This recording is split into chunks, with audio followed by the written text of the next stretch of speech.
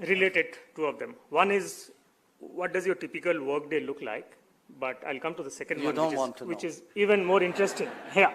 It says that at a personal level, how do you live dealing with all these conflicts? I mean, how do you deal with the stress? How do you live, how do you remain normal? I mean, that's the question. You know, there was a US Defense Secretary called James Mattis who would very proudly say, "I don't have stress, I give stress." So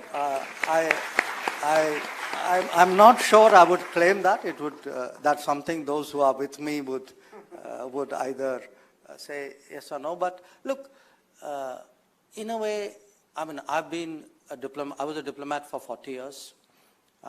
Then I was in business for a year, and now in politics for 3 years. Honestly, even in those 40 years, I lived in 8 countries.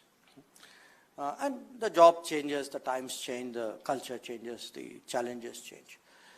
I think a lot of it is a degree of adaptability and openness that you have in your mind. Quite honestly, for example, in my initial years, I didn't have that much interest in business. My first posting was Soviet Union, my second posting was Washington. I did a stint with the Indian peacekeeping forces in Sri Lanka. So it was much more what we call a political kind of security type career. I changed, you know, in a very big way when I went to Japan. I mean, maybe before that, when I was in Hungary, I saw the economic changes after the Cold War. So that's so I could actually, when I look back, I could actually put markers saying, I went to this place and I learned something different. I grew. My horizons expanded. And I said, you know, it was not a facetious remark I made.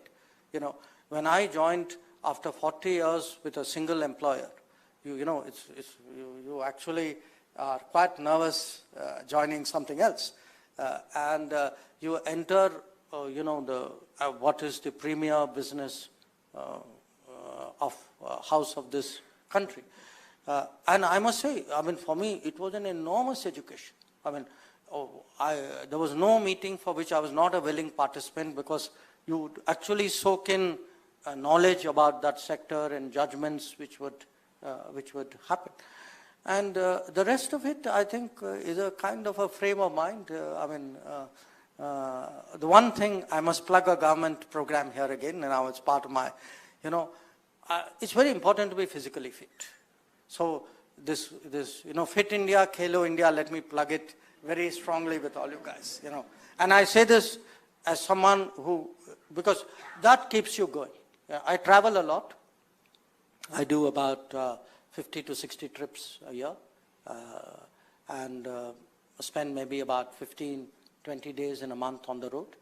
But if you actually have a regime which, you know, physical regime and that mental ability, and ideally if you can throw away your body clock, that's perfect.